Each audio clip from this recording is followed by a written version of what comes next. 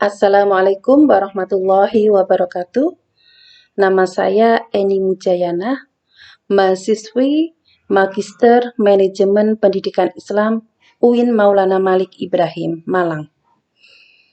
Pada kesempatan kali ini, saya akan menjelaskan tentang materi prinsip-prinsip perumusan kebijakan pendidikan pada mata kuliah Analisis Kebijakan Pendidikan Islam dengan dosen pengampu Bapak Dr. Haji Munirul Abidin MAG.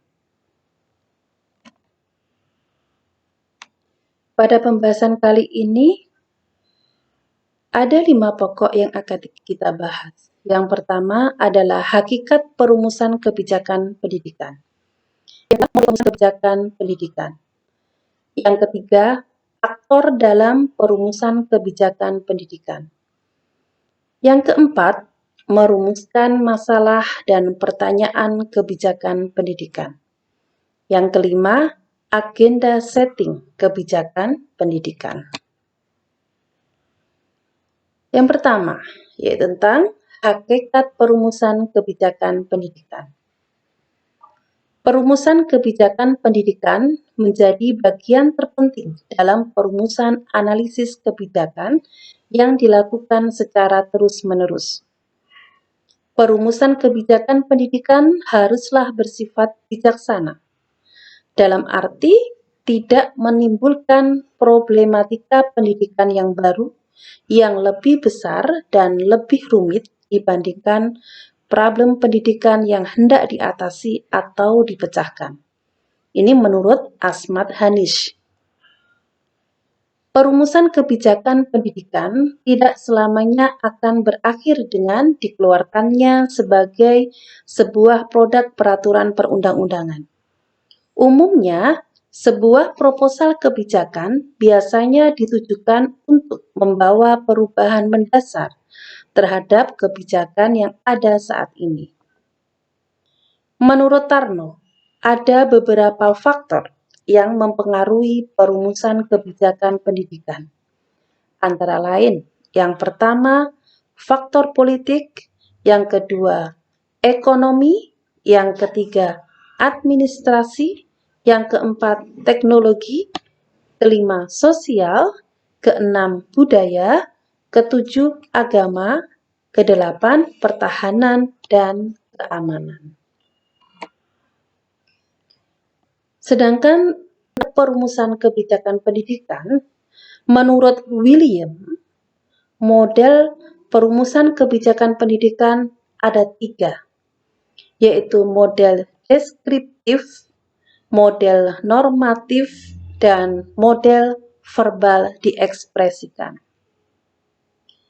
Kita akan jelaskan satu persatu. Model deskriptif.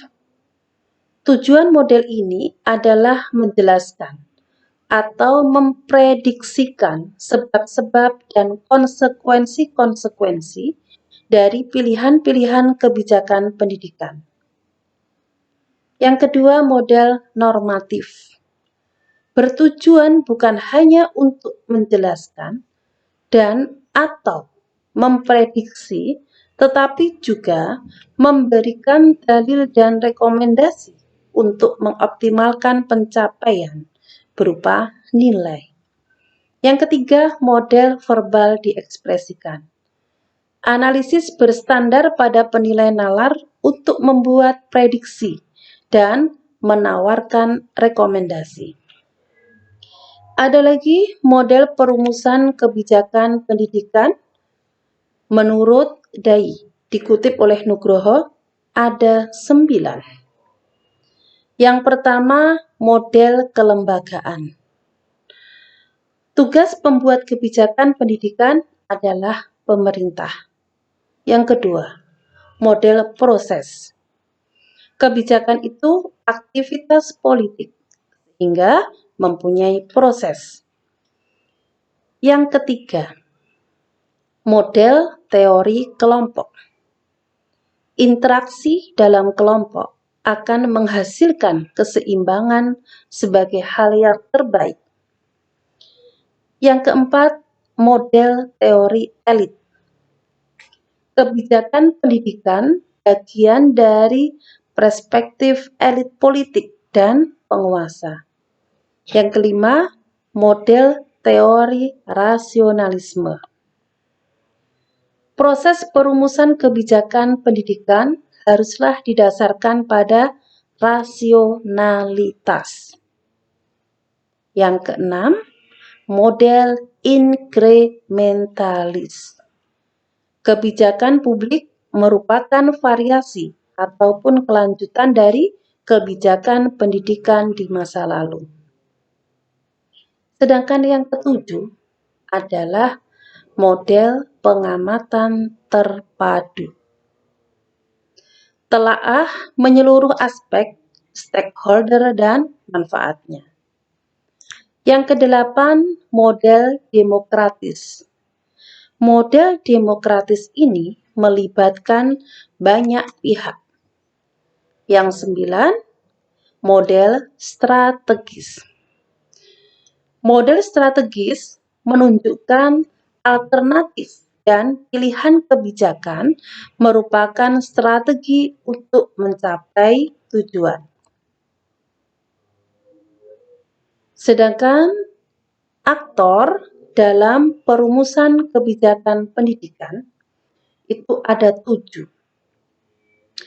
Yang pertama adalah aparatur yang dipilih, yaitu berupa eksekutif dan legislatif yang terkait dengan urusan pendidikan.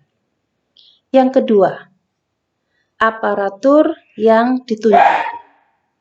Sebagai asisten birokrat biasanya menjadi kunci dasar dalam proses kebijakan pendidikan atau subsistem kebijakan pendidikan. Sedangkan yang ketiga adalah kelompok-kelompok kepentingan atau pihak-pihak terkait dengan kebijakan pendidikan, pemerintah, dan politisi, sehingga membutuhkan informasi yang disajikan oleh kelompok-kelompok kepentingan guna efektivitas pembuatan kebijakan pendidikan atau untuk menyerang oposisi terkait kondisi pelayanan pendidikan. Sedangkan yang keempat adalah organisasi-organisasi penelitian berupa akademisi dari perguruan tinggi, kelompok ahli, atau konsultan kebijakan. Sedangkan yang kelima adalah media massa. Sebagai jaringan hubungan yang krusial di antara negara dan masyarakat, sehingga media sosialisasi dan komunikasi melaporkan permasalahan yang muncul terkait dengan layanan pendidikan yang diterima oleh masyarakat. Sedangkan yang keenam, organisasi massa dan profesional yang menekuni bidang tertentu atau keahlian khusus. Yang ketujuh, perorangan yang memiliki kompetensi dari isu yang dibuat kebijakannya. Itu tadi aktor dalam perumusan kebijakan pendidikan. Selanjutnya, merumuskan masalah dan pertanyaan kebijakan pendidikan. Menurut Bernard Bergson, kriteria rumusan masalah analisis kebijakan pendidikan itu ada 5. Pertama, harus mengarah kepada aspek-aspek penting tentang masalah pendidikan yang menarik perhatian masyarakat. Yang kedua, harus dapat dikerjakan. Artinya, memungkinkan tidak munculnya kendala-kendala studi. Yang ketiga, harus mempertimbangkan dimensi waktu, di mana informasi yang diperlukan kelak akan berguna bagi pembuatan keputusan masa kini dan esok di bidang pendidikan. Yang keempat, harus merupakan sintesis dari keanekaragaman sudut pandang Dengan demikian akan dicapai integrasi data di lapangan dibandingkan dengan berbagai sudut pandang.